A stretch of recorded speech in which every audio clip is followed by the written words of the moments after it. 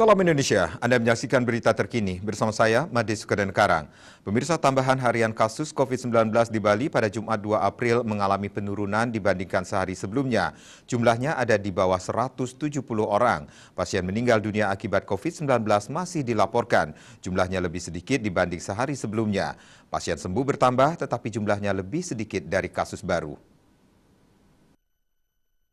Menurut data Satgas Penanganan COVID-19 Bali, jumlah kasus COVID-19 baru pada hari ini mencapai 169 orang.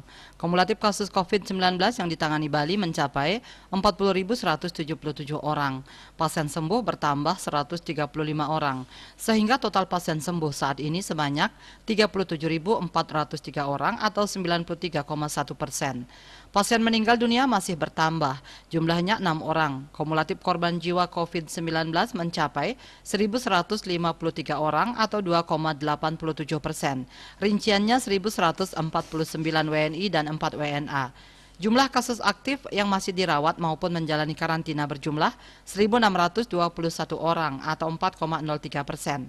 Mereka dirawat di 17 rumah sakit dan dikarantina di Bapelkesmas, UPT Nyitdah, Wisma Bima, dan BPK Pering.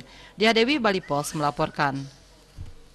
Untuk mencegah penyebaran COVID-19, ingat pesan Ibu selalu terapkan 3M, wajib memakai masker, wajib mencuci tangan, wajib menjaga jarak, dan hindari kerumunan.